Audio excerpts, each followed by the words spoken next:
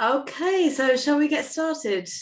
I'm Hi, not Julia. sure who's here and who isn't here yet. But I don't like it when there's too much of a gap at the beginning. It doesn't start well. Okay, so let me just switch on to gallery view. Okay, so greetings everyone. Good morning, good afternoon, good evening, whatever time of day it is with you. Hi, Caroline. Hi, Julie. Hi, everyone joining. Very, very grateful to you all. Lots joining. Very happy about that. So I've been so looking forward to doing this session with you, Caroline, after our last one a few weeks back, where we discussed the female malady, and then we thought this would be a nice kind of a nice follow-up to that, to discuss this book, Changing Our Minds, which we've both been busily rereading for this session. So I think it follows on really well from what we were talking about last time. And I think even if participants haven't read it already, I think there's going to be a lot that women will recognize and will resonate, because it was written, I think, in 1993, and there's certainly a lot in it that I could recognize in terms of lesbian feminist culture at that time. So just to say a little bit about how we're going to structure the session today, Caroline is going to give a brief introduction to the authors of the book. I'm going to give a brief overview of the kind of the main argument of the book as a whole, and then we're going to focus on probably three of the substantive chapters in the center of the book: the chapter on language, and then the two chapters on the kind of the influence of psychology and therapy in lesbian culture. So that's how we're going to do it. And then at the end, we're going to look at, I'm sure as we go through, we're going to look at questions of its ongoing relevance today, and also maybe look at some of the questions that the book has raised for us. So that's the broad shape of it, I think. So Caroline, can I hand over to you then, if you want to give us an introduction to the authors of the book, please? Yeah, thanks, Julia. That's great. Exactly right. So, yeah, as Julia said, the reason why we're looking at Changing Our Minds, Lesbian Feminism and Psychology from 1993 is because Julia kindly mentioned the book in the context of 4 weeks ago, sorry about the ambulance, us discussing Elaine Showalter's The Female Malady.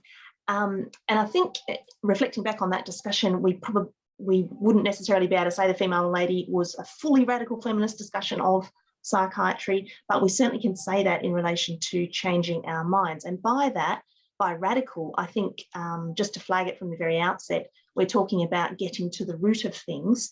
And in the case of this book, it gets to the root of things by suggesting that feminists should absolutely and wholly oppose the very concept of psychology, all of its language and all of its applications. But I know that Julia is going to give an overview of the book in relation to that, so I won't continue there, but I just say that in relation to discussing who the authors are, which women might be surprised to hear were two professionally accredited psychologists, both working in the field, but not as psychologists and therapists. I'll talk about that in a minute. Let me start by saying that both of the authors, so it's Celia Kitzinger and Rachel Perkins, had particularly Celia, but also Rachel, had published a great deal before the release of this book, and specifically published with the same argument in relation to opposing psychology and therapy outright, wholly, holus bolus, opposing it. And this led to a great deal of feedback from particularly lesbian feminist therapists in relation to their argument. And so in the introduction, and this is again going to who the authors are, I'm going to go with that in a minute, but just to let you know, in the introduction, the two authors give us a lot of indication of the kinds of feedback and rebuttals and criticisms and, almost outright trolling that they got as a result of this previously published scholarship. And I say that because then they characterise this feedback that they got into two different. They say that the arguments they got in return to their opposing psychology and therapy were paradoxical. And I'll just read out the paragraph that characterizes the feedback they got.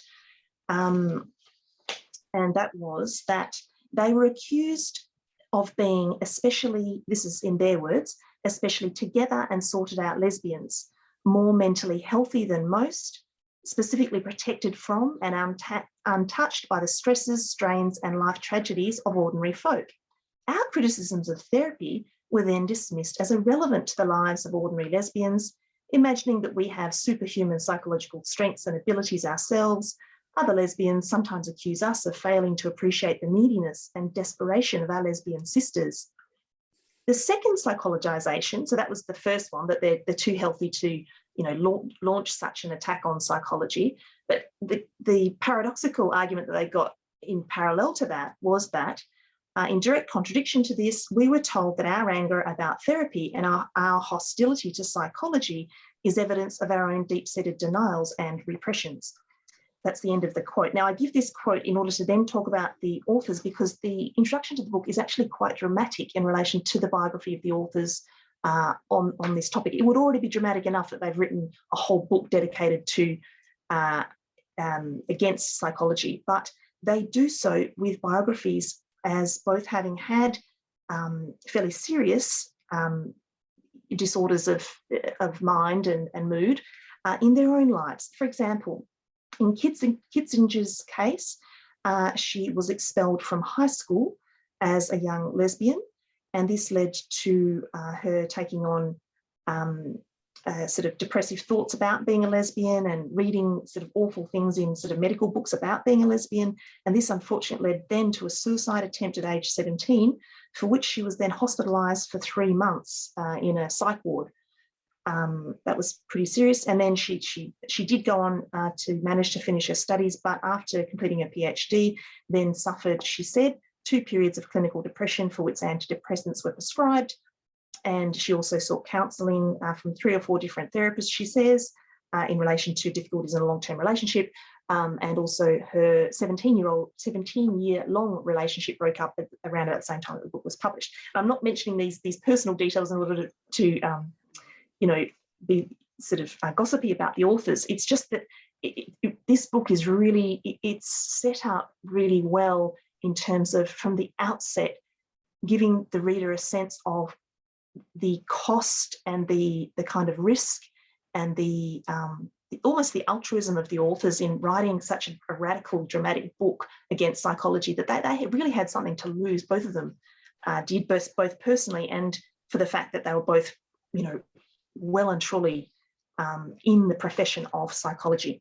Okay, and then quickly going on to Rachel Perkins, who had equally lived a life of some hardship in relation to mental distress, and in fact, in the year before the book was published, succumbed to catatonic depression for 3 months, and also after that time lost a long-term partner and then friend to a road cycling accident, which must have been just terrible. And then since this time that the book came out, Perkins, she went on to lead had a successful career, but she did, according to her own discussion online, continue to suffer periods of debilitation in relation to mental distress. So that's laid out in the introduction to the book. But also, I mean, as women here will know, Kitzinger went on to lead an extremely high-ranking academic career in research and continues to do so today. She's an honorary professor at the University of Cardiff. She's professionally accredited as a psychologist, as well as a fellow of both the British Psychological Association and American Psychological Association, and her work and research and public speaking is obviously very well known, particularly in the UK. Rachel Perkins too ended up having an extremely high-ranked career and still does today as part of the British National Health Service for 30 years or more. She's now an executive director with, I think, the mental health service of that NHS, but throughout her career was, obviously high-ranked in terms of programming and policy decision-making for the NHS in relation to mental health services. And she's continued to publish in research as well. So we've got 2, very high-ranking authors, but who decided to spend a big portion of the introduction to the book indicating that their personal positioning in relation to the argument they then go ahead and make in the book is actually, almost one you wouldn't expect it. I found the introduction really dramatic on that front. Sorry, Julia, back to you. I took up too much time already. No. Thanks, Caroline. I think that's really important to draw attention to the way that both of the authors locate themselves is in such a kind of really honest way in relation to like the topic generally and their arguments specifically. So I think that's really worth drawing attention to. So so I was just going to give a very brief overview of the book, because I think it kind of gets more interesting when we get into the discussion of the substantive chapters. But the book really, I think, begins from a point of an observation. It was written in 1993, and it so presumably the research and the thinking through the argument of the book was taking place in those kind of years just preceding that. And what the authors both observed was the way that therapy culture had really taken hold within lesbian feminist communities. So it kind of begins with that observation, really. And they say, I think in the beginning of chapter 3, therapeutic lifestyles, obviously what we were seeing, I guess, very much from the sort of 1980s into the 1990s was this growth of the whole kind of therapy culture. And they talk very broadly about, they use the term psychology as a kind of umbrella term within which they include pretty much any kind of therapy, psychotherapy, counselling, any self-help, any kind of psychological framework and intervention. And so obviously during that time, we saw the growth of the whole kind of self-help industry and therapy culture generally. But what they say at the beginning of chapter 3 is therapy pervades our lesbian communities. More and more lesbians are in individual therapy or therapy workshops, read do-it-yourself therapy manuals, know other lesbians in therapy, or are training to be therapists. Over the last couple of decades, there's been an upsurge of therapy among the Western middle classes and leftist liberal communities in general. But as therapist Joanne Lulan points out, nowhere did therapy become so universal as in the lesbian community.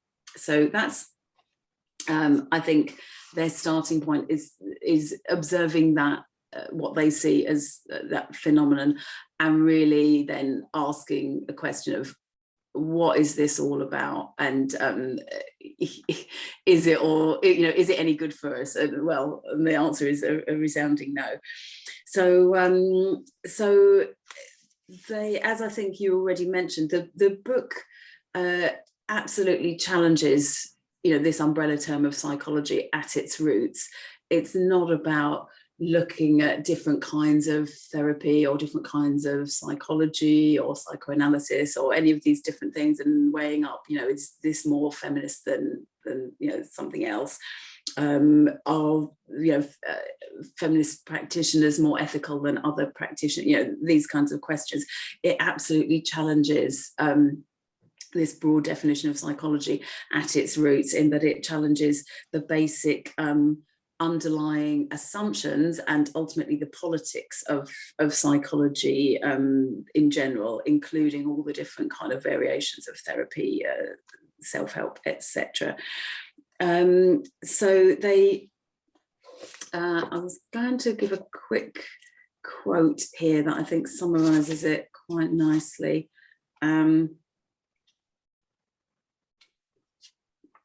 So they talk about the kind of language and the kind of questions that are sort of becoming very common within what they saw as this sort of like therapy culture within lesbian feminists. So they said really early in the book, they say these ideas about feeling better about oneself, raising one's self-esteem, loving one's inner child. I don't know that there's that much talk anymore, but I do remember that being a thing, the inner child.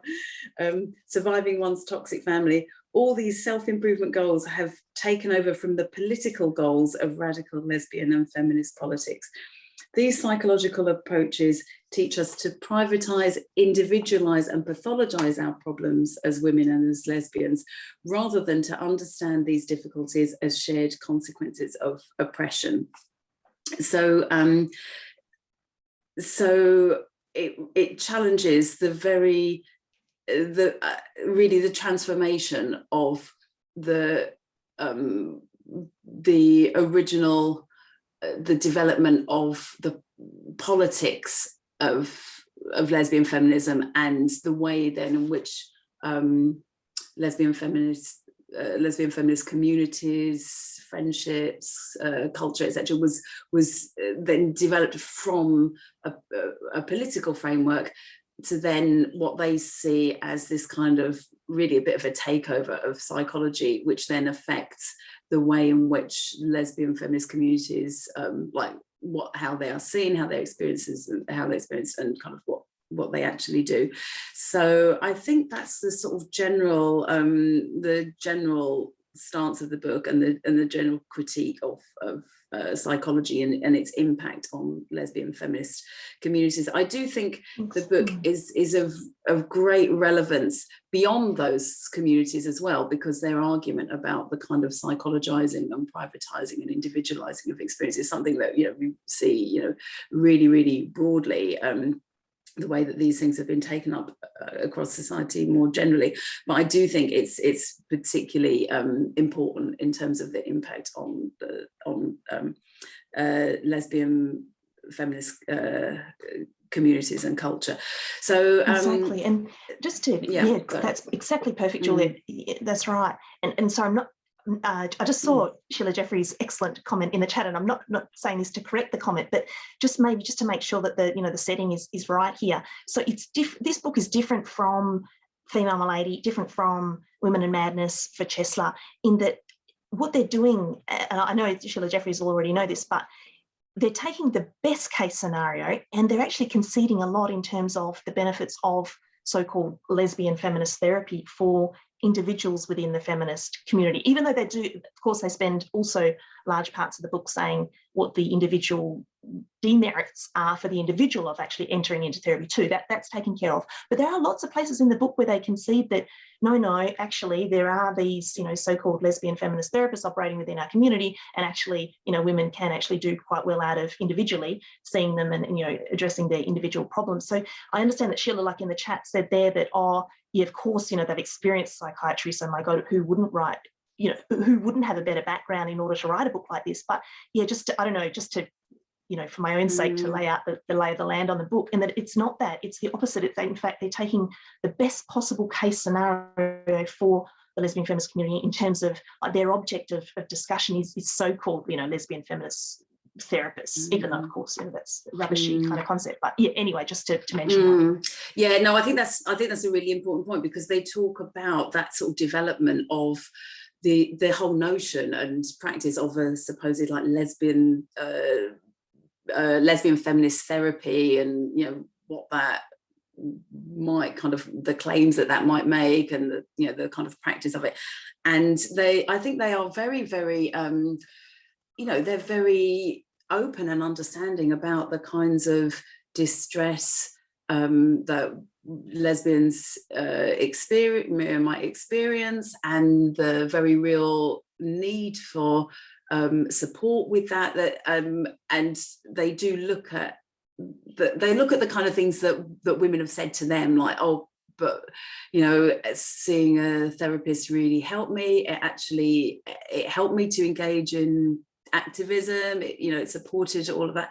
So they kind of look at that and say, okay, well, that may be the case, but just because something might be seen to work in a very kind of discrete kind of individual way doesn't mean that the politics of this practice is actually broadly beneficial. And different different things might kind of look quite similar in that it might achieve a certain outcome, but if the means of achieving that outcome are actually to do with reframing a political analysis as a psychological analysis, excuse me, as a psychological analysis, then that's always going to have certain consequences, and that's what we need to look at. So yeah, but and then they also, of course, we're kind of jumping the gun a bit here, like talking about what they do in those sort of central chapters. They also look at some of the really pernicious effects of the kind of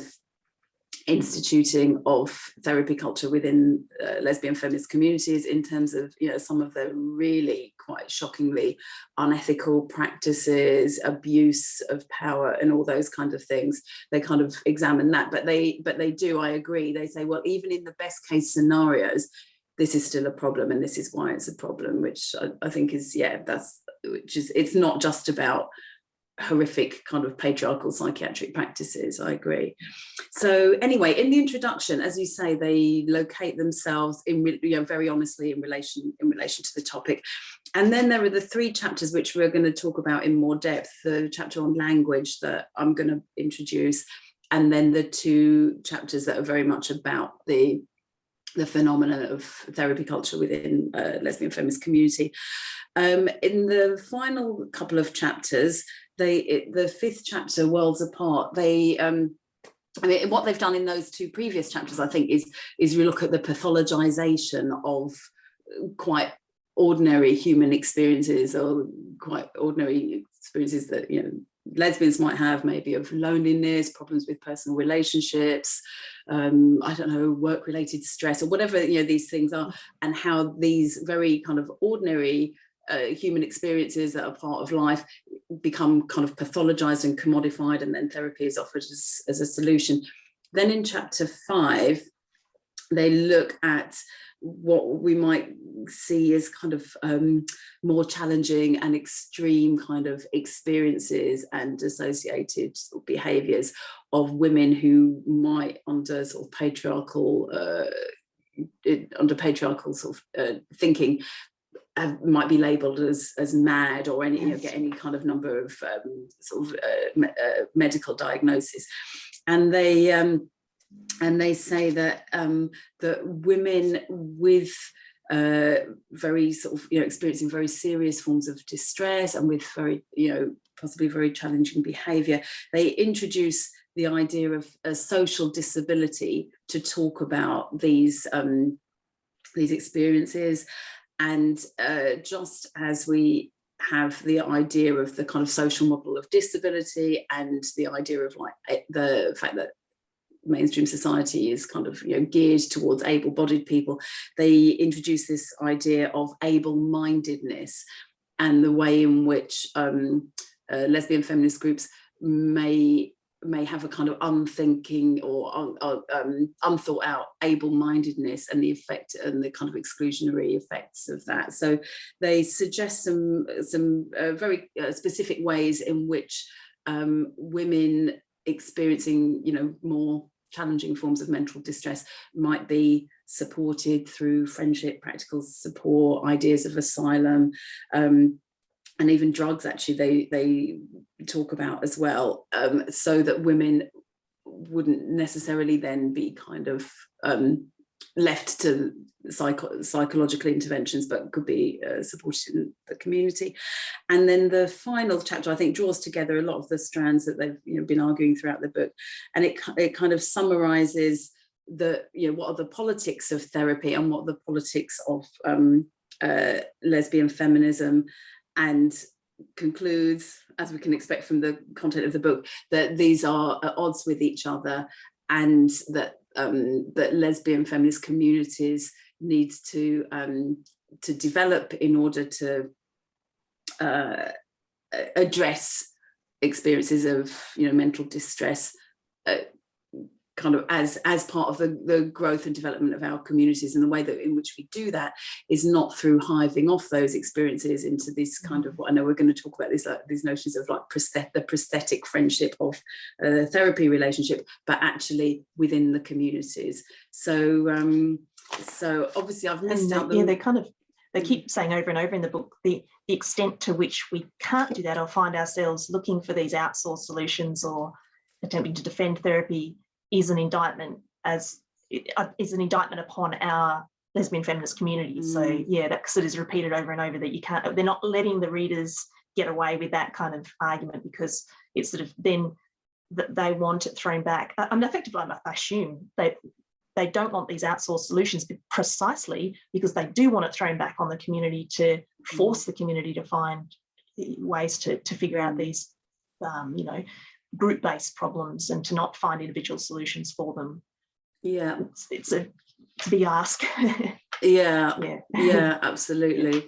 So, I mean, maybe before we actually kind of get onto those substantive chapters, I was going to ask you, Caroline, what did you think of the book's premise and how relevant it is now in terms of, like, do you recognize this kind of therapy culture in lesbian feminist communities now, or do you think it's kind of more of its time? What do you think about that? Yeah, I didn't necessarily recognize, or it didn't feel familiar to me to be discussing a lesbian feminist community that's under threat from therapy, let alone even the existence of a lesbian feminist community sort of felt a little bit tenuous. And that's not to deny the massive efforts that everyone here is making. It kind of I almost felt a little bit envious and jealous that they could have such a discussion over such a seemingly fine point. We had the luxury today to be worrying about, therapy onslaught. But even though it was, but then having said that, on the other hand, though, really we are the victims of having allowed or to have not resisted. On the left broadly, not just us, but really now we are facing, the erasure that's been potentially facilitated by the fact that, this idea that there's such a thing as a psyche or an identity or a psychology or something beyond the individual and the behaviour of the person and ourselves.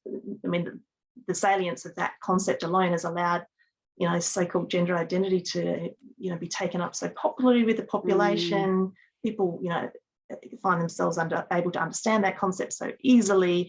And all that work was done, obviously, decades ago through probably the invention of psychology, really, and its take up and the failure to resist it. So, yeah, obviously, even above and beyond the problem of, the foundational problem of liberal individualism taking hold as a concept, psychology just doubled down on that and made it central to even our political movements, which, it should be foreign to us that whether you would ever find a personal solution to things, given that we're in a sort of a relationship of political solidarity with each other in a group. That would be the last thing we should be doing. But yeah, obviously, so yeah, I think probably the book's argument's even more relevant now, and they specifically critique the idea of safe space and safe. Well, I don't think they use the word safe space, but safe.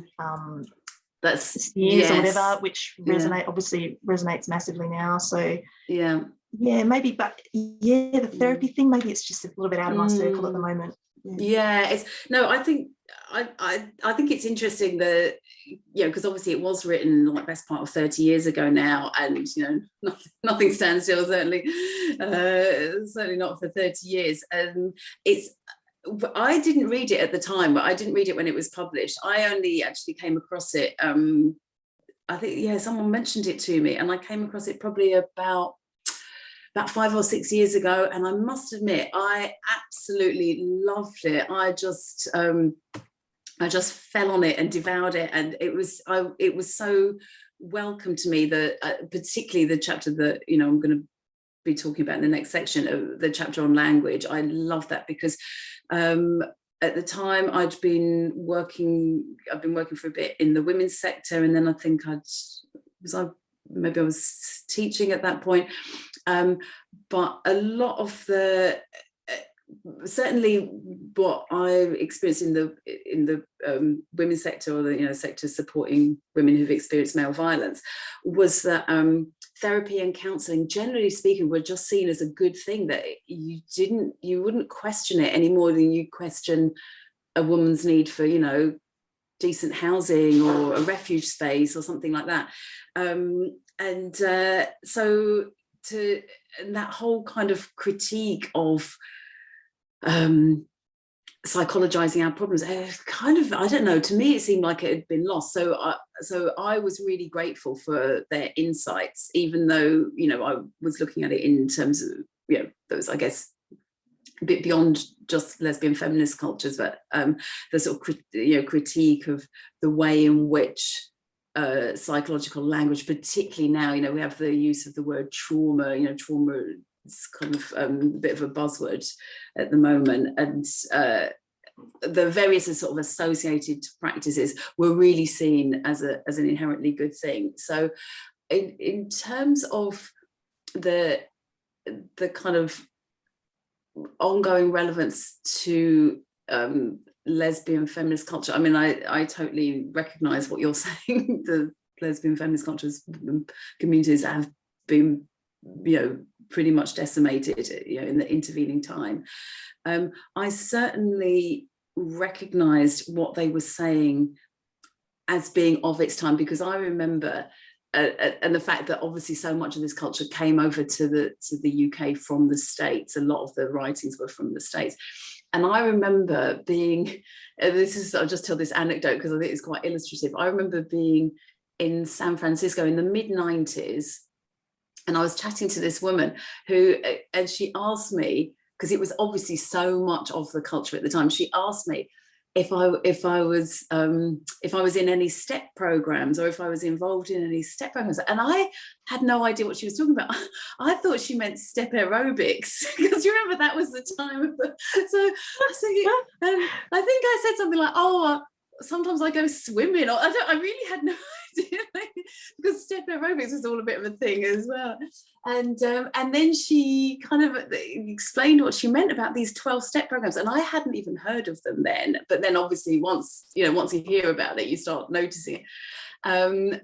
So I had that experience. And also I remember when I moved to a city in the north of England, there was a little row of cottages there there was quite a thriving lesbian feminist community there. And there was a row of cottages that the lesbians in that community referred to as Therapy Row, because I think it was pretty much all lesbian therapists who lived down there. So I really recognize it as of its time, like just even from those two experiences.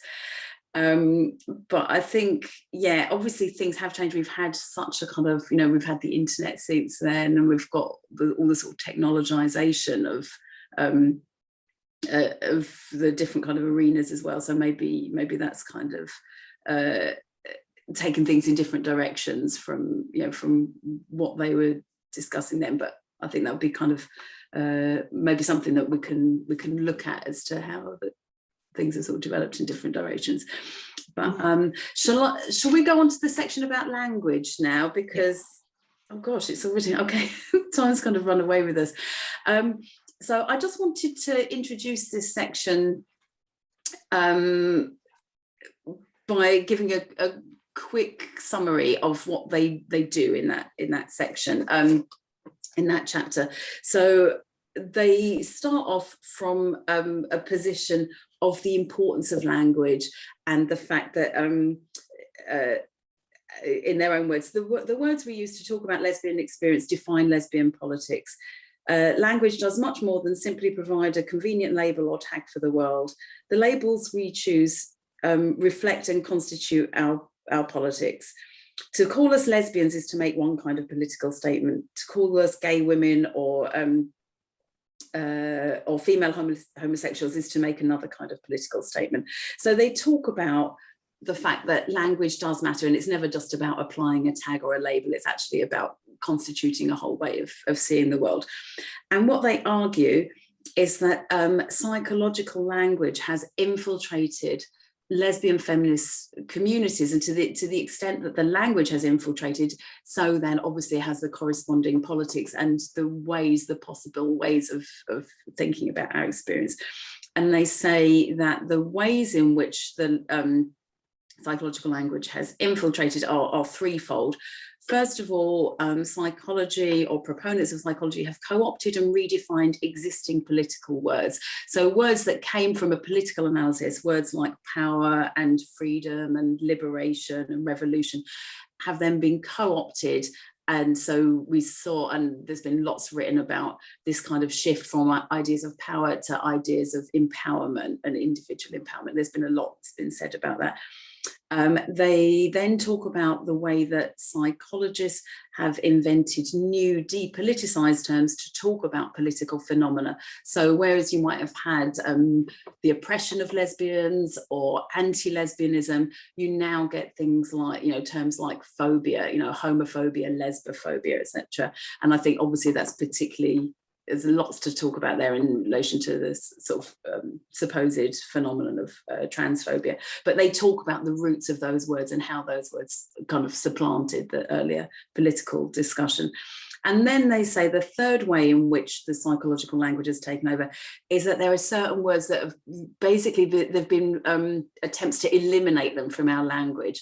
And that's obviously, again, really resonant today in kind of more blatant and extreme ways. But they say things like words that relate to a moral framework like right and wrong and should and ought have basically been were basically outlawed because they were seen as somehow kind of imposing patriarchal thinking onto lesbians. And they were replaced with things like feeling comfortable with or feeling safe with, these kinds of psychologized ways of basically what they say is, instead of having robust language for political discussion and disagreement and debate, that was replaced by a kind of language around feelings of comfortable or uncomfortable, and the idea that the individual should always kind of feel comfortable and at ease, even if that meant advocating things that they think are kind of politically harmful. So those, I think that's right. The kind of broad summary of the chapter. Yeah, spot on there, especially at the end there. I particularly resonated with me the effective outlawing of political engagement with other lesbians and other feminists, in that immediately that invites accusations of being judgmental and failing to consider the feelings and comfortableness of the person you're speaking to. And I mean, I really like the discussion in this chapter where that led to women in political groups being unable to hold other women to account for things that they were saying or doing or behaviours or what they're advocating. But also, in relation to themselves too, that women were able to squirm out of, having to own up to what they were sort of arguing or doing or behaving, because they could sort of fall back on all of this sort of psychological language of comfort and safety. So yeah, exactly as you said, Julie, that was a great chapter. Yeah. One of the things that I think is really interesting about that chapter is the way in which some of the issues of language, I think, definitely have been taken up. So there's lots of critique, I think, within sort of academic feminism and definitely within activist feminism, about words like empowerment and choice. There's been lots of critique of those, and the problems of those kinds of concepts have been exposed. But I think other kinds of psychologizing language, such as homophobia, lesbophobia, and now transphobia, and now of course dysphoria, I don't see the same questioning or challenging or basically rejecting of those kinds of terms. And I think that's a very, very useful thing that they do, is to remind us of what those terms actually achieve in terms of depoliticizing oppression. I think also, I can't remember if they actually talk about this term here, but I think also in terms of words like paedophiles, that rather than child rapists or child sexual abusers, I see a lot of commentary, kind of unexamined commentary using that term. So I think it's interesting how certain things have been taken up, but in quite an uneven way. I don't know what you think, Caroline. And so seductive for women to, even feminists, to obviously, the social position that we occupy is always one of caring for, men's feelings and everyone's feelings, and, trying to use euphemism all the time. And so bringing this language in and having it right there, sitting next to women, available to use at the slightest temptation, it's leading women down our, well-trodden path even further. It's really unfortunate. And sometimes I don't blame women. It's hard to sort of hold the line all the time, and it makes it so obvious when you're not, towing the femininity line, because you're choosing not to use that language that's sitting right there that everyone knows that you should be using because you're female. But and so therefore that's another, the language chapter was so crucial on that front. We can't have these euphemisms come in. And what I think one of the things that I absolutely loved about it, and when I was rereading it, I just absolutely devoured that chapter as well, was that I was just so grateful for it, because, as I think we've both observed, raising questions about language now has become a taboo. It's just probably a few of us might have witnessed that video of when I raised the question of language at a conference recently, and I experienced very much what Kitzinger and Perkins talk about, is a bit of an assassination of my own characters subsequently, and certainly a kind of slapping down in that event for raising that question. So I find it quite baffling that what they're arguing, which to me seems so kind of self-evident and like so pertinent, the fact that the language that we use shapes our thinking and our perception, and there's a kind of ongoing relationship between what we can know and how we think and the language that we use. Like, how is that, just at a time when it is so crucial, how have those questions become so taboo? And if you question why someone uses the term trans woman, you're accused of trashing them. I mean, it's so much of what they're saying. It's a different context now, but it's that the dynamic is absolutely still there, isn't it? That kind of pattern. It is, and so deeply ingrained that questioning another individual within our political movement over, what language they're using, or what strategy they're taking, or anything really, questioning them alone is not seen as entirely appropriate to being political actors, and that's how we interact, and that's how we should be interacting. We should be checking with each other at every stage about what we're doing, what we're saying, how we're framing things. Yes, I think the ability for people within a political movement to respond in a way that's not in line with as another political actor, to sort of be able to take an escape hatch kind of path by saying, oh, that's confronting, that's rude, or that's, I think precisely that's what this book tells us, that you cannot bring into your political movement tools that allow members of the movement to do that, because that deadens, our dynamicism, it deadens our ability to act as a political movement. I think, sorry to say, your case was just textbook of that. And I think we should all reflect on it and try not to do it. It's disrespectful of each other in political alliances. We're in solidarity with each other. I just think, as they say, their whole argument is about the shift of the kind of the framework from a political framework to a psychology framework. And so if the language is doing that, or if the language is doing something that's similarly politically regressive, I think it's really crucial that we kind of raise our hand and draw attention to it and think about it. So anyway, I'm aware that time is kind of racing ahead. Caroline, did you want to introduce those kind of central chapters and say what you want to say about them, because they are so much like the heart of the book. Yeah, they are. Okay, so the second substantive chapter, it's a third chapter technically, is called Therapeutic Lifestyles, which we've heard from Julia about. The problem identified by the authors that centres this chapter is that there's such a thing as therapeutic lifestyles having spread among feminists in the community. And they define therapeutic lifestyles as therapy entered into to deal with the normal, ordinary, everyday problems of living. In their words, it's becoming hard, quote, for many lesbians to imagine that unhappiness is just an ordinary part of life. Instead, it's seen as a symptom. Misery is now defined as a problem, and we seek the guidance of special lesbians called therapists to help us heal, so-called, and grow.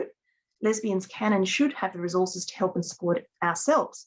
Without using these resources, without looking after each other, caring about each other, our concepts of friendship and community become very limited. So that's the problem identified, and then the consequences of this problem to the community, the costs to individuals and to the political movement as a whole, I identify as three things. Firstly, is that prosthetic forms of friendship develop among members, and we can perhaps talk about that in a minute. Second one, failure to build capacity within what they call the community or the political movement to respond to the fullness of women's lives in every dimension, times of difficulty, times of happiness.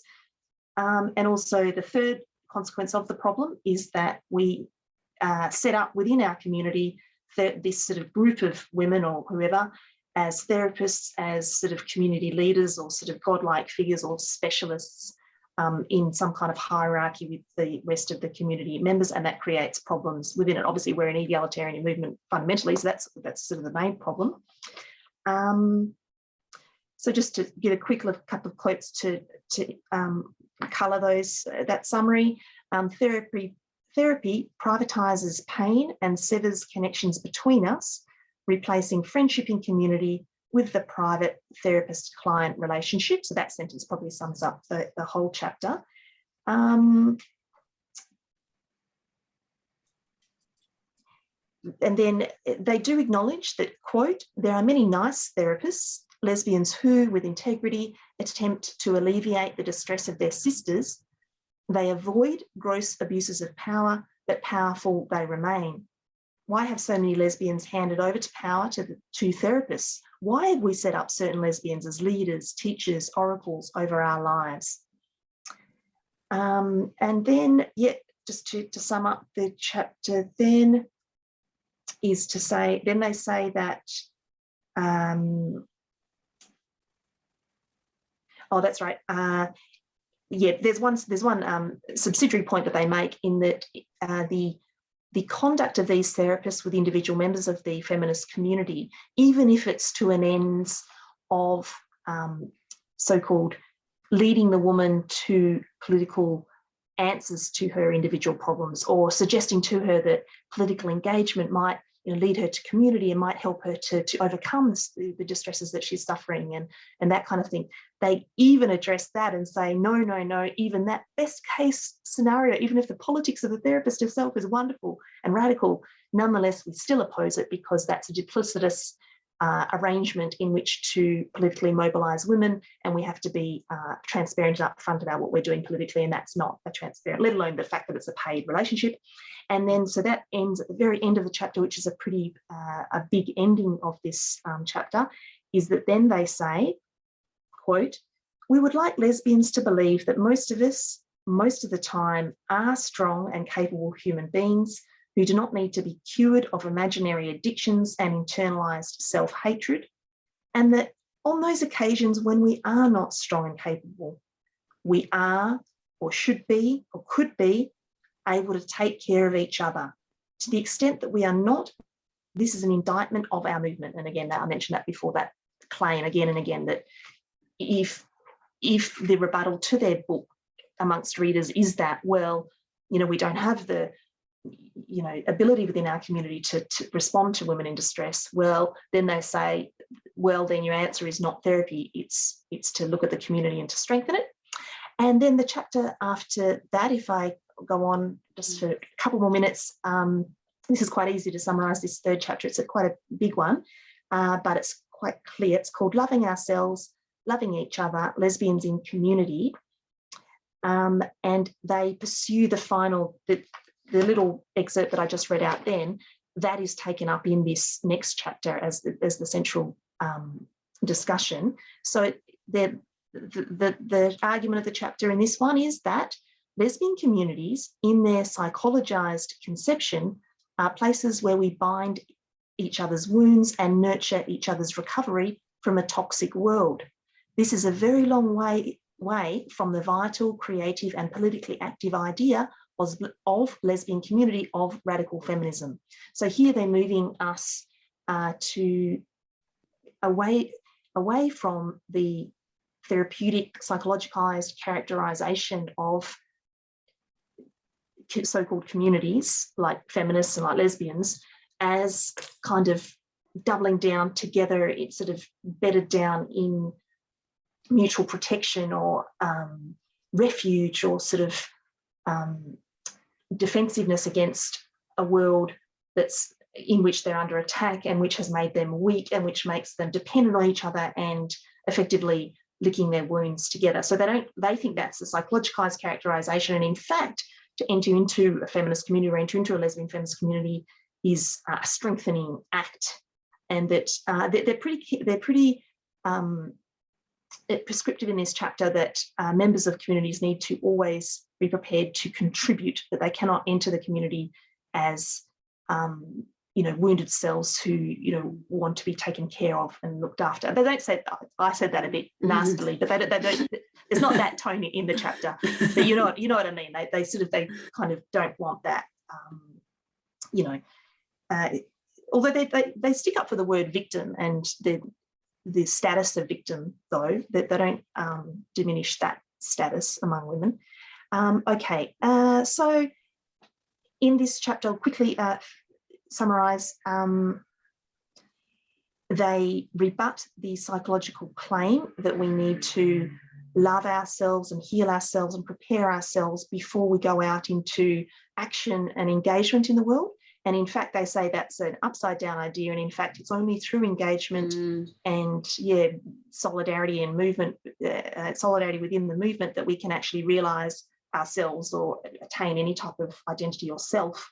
And they obviously rebut the idea that there is such a thing as a self, an inner residing essential self, that if we just peel off the layers and heal ourselves and love ourselves, that will come through as an essential thing. They don't think that exists, and that all of us are, socially constructed through our engagements with others. So you just have to go ahead. They have a lovely little discussion that applies for love relationships as well. So you can only become a good girlfriend through being a girlfriend and giving it a go. So that's good. And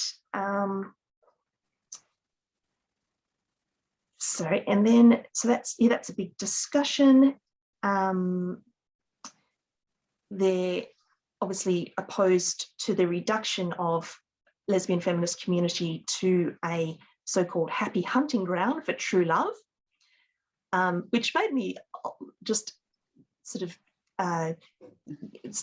pause for a minute, because I don't know if everyone remembers that Kitzinger in 2003 was one of the proponents of gay marriage in the UK. She was one of the court people who sued the UK government in the High Court over the Civil Partnerships Act. So I sort of, maybe she's going a little bit back on her arguments in this book, because of all things, marriage would have to be an institution of liberal individualism that you wouldn't want to come into the lesbian feminist community. Even if you bring it in through ideas of marriage, that's a bit of a problem. But nonetheless, I'll continue quickly with this chapter to finish off. So the major argument is that, quote, not only does psychology pathologize our relationships, it also pathologizes ourselves. We are encouraged to see our individual selves as fragile and needy, to organize our identities around our frailties, our inadequacies, our wounds. The bad things that have happened to us in our lives are what define us. To know who we are, look at the wounds we bear. And this is what they're saying, the psychologists say. But we are more than the sums of our wounds, and we are asking whose purposes are served by making our wounds central to our identities. When our suffering is the focus, the root cause of that suffering is obscured. When the onus is on us to become well adjusted in spite of oppression, oppression can continue unabated. And so that's the big discussion of this chapter. And they're very final. They take that even further right at the end, but they don't pursue it afterwards. But the sort of the extension of that argument is that they feel that lesbian feminist communities have turned into groups whereby women who strive and do, you know, sort of in their words, do well and succeed and lead and excel and sort of shine out above everyone else, that kind of idea, that this kind of mentality within the community has meant that those women are being pulled down and being trashed and obstructed in doing their very best for the community. So they sort of call upon women to shed those kind of approaches to lesbian feminist success. Yeah, I mean, there's so much in there, isn't there? As you were talking, I was remembering, you know, some of the different sections. There's just so much that we could talk about. I think, I can't remember, I think it's in the first of those chapters that you were discussing there, Caroline, where they talk about the shift from consciousness raising groups to then support groups. And I think that really kind of summarises the narrowing down and I suppose just the narrowing of the vision and certainly a narrowing of the opportunities for political analysis of, you know, that kind of gives rise to that notion of the wounded self, where everyone's constantly in need of support. And I thought the discussion of that whole notion of the self was really good as well, that kind of dismantling the idea of this pre-social self that exists outside of human relationships, and, you know, that we have to kind of love and kind of, I don't know, like polish up and shine before we can bring it in as this best self that we can bring into whatever we're doing. I thought they did that really well as well. I don't think, and so obviously and from there they have this idea of the wounded self, or they examine this idea of the wounded self, and that through the whole therapization of the culture, everyone's encouraged to think of it, you know, to dredge up.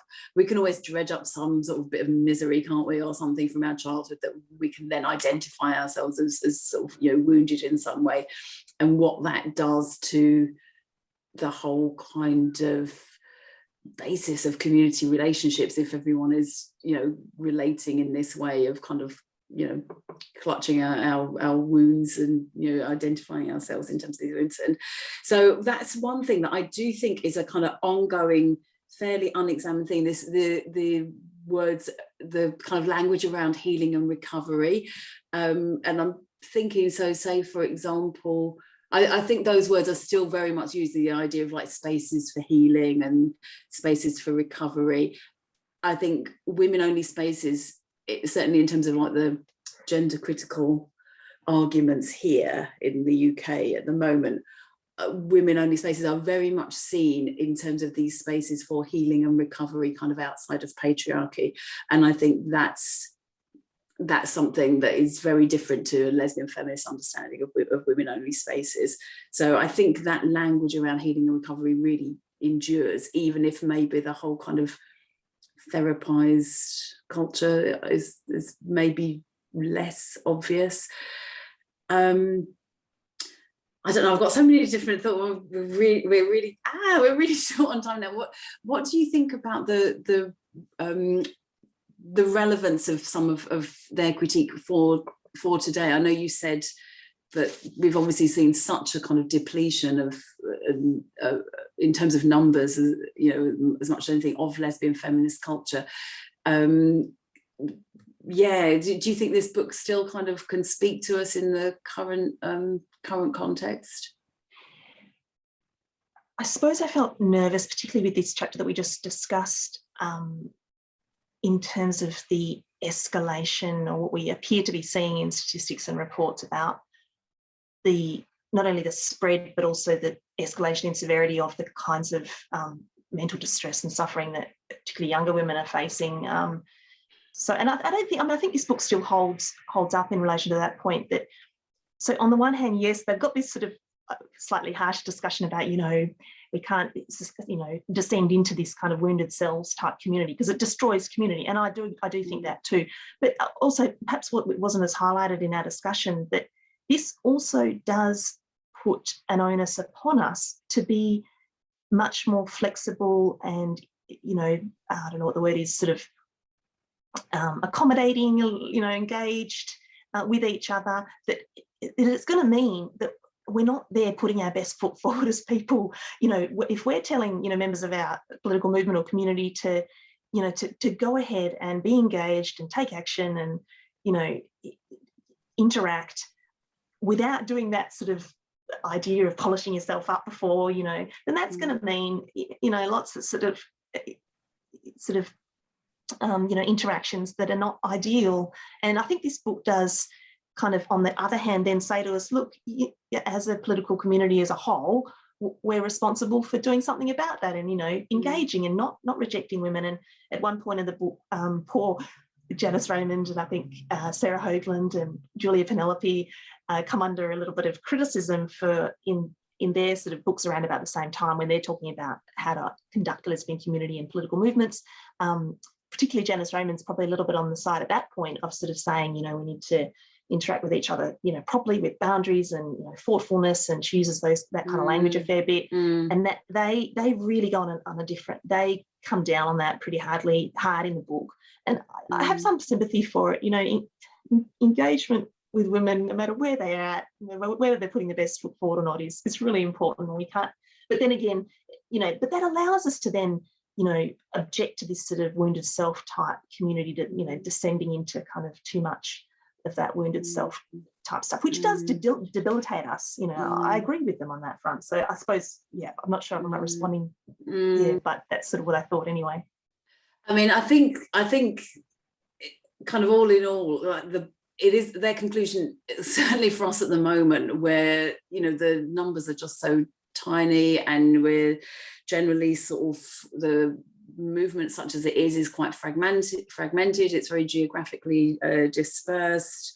There tends to be very small numbers even in quite large cities, which mean there can become quite a hothouse kind of environment of, you know, if women are revealing much about themselves, or their worries or their distress to a small group of women, and you know, there's all kind of potential for conflict in that, it can actually be quite a risky thing to do, I think.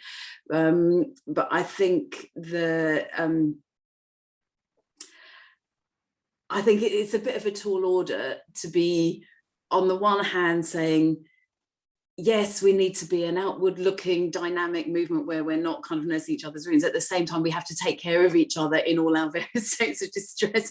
I guess at the moment, it seems to me, where those of us who are still in some way involved in lesbian feminist community are probably just finding our feet. You know, given the very small numbers, and given the kind of ongoing, you know, very serious attacks on lesbians and lesbian feminists in particular, I think we're probably just trying to work out the kind of balance for ourselves. But I do think I really like their critique, and I think that what they're advocating is great in theory. In terms of practice, my feeling is that at the moment, lesbian feminist communities are so kind of precarious, and they're not, maybe some women are more fortunately positioned, but I think it's fair to say there has been such an attack on us that